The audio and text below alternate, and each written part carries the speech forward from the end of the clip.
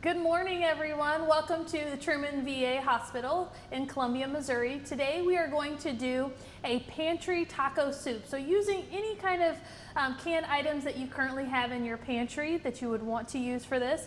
So first we're just going to start with some onion, and this is going to be the only fresh ingredient that we use. But honestly, this could even be substituted with onion powder, onion flakes, or if you don't have those, even omitted completely, and it would still be okay. So to this pot, I've just went ahead and lightly cooked our onion just so they're a little opaque. And to this, we are going to add some canned beans. They add a lot of fiber and protein, and I've got 4 different varieties here. But if you make this at home and you only have 1 or 2 kinds, that's okay. You'll still have a really good tasting recipe. It'll still be delicious. Don't hesitate to knock down the types of beans that you're using. So we're going to add 1 can of rinsed and drained dark kidney beans.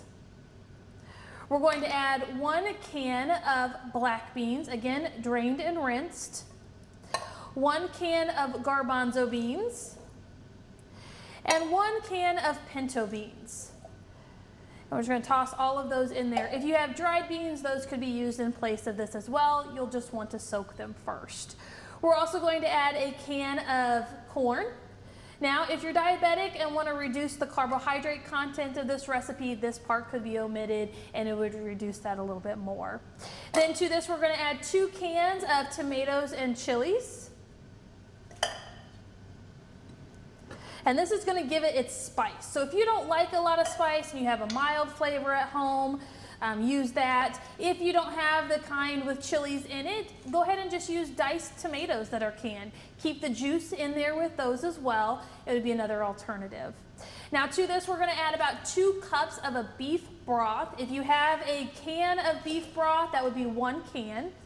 If you don't, but you do have some beef bouillon on hand, 2 beef bouillon plus 2 cups of water will make 2 cups of your beef broth.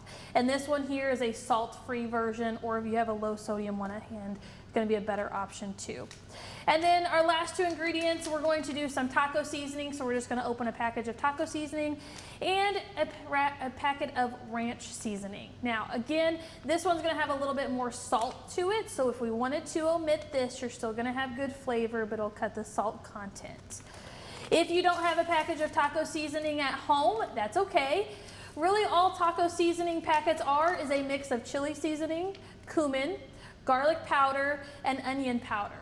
So if you have those on hand, add those to whatever ratio you like. For a taco flavoring, add a little more cumin than chili powder. Okay, so we're just going to add those in there and we're going to stir this up and we're going to let this simmer for about 20 minutes and really get those flavors to meld together. If you don't want it to go that long, just until it's warmed through and it'll be done. Okay, always want to make sure we talk about food safety, so make sure if you have a thermometer to temp this and make sure it reaches at least 145 degrees for food safety. Thanks so much for joining us today, guys. Check back with us frequently. We're going to have some more videos of pantry recipe ideas that you can do at home at this time. Thank you.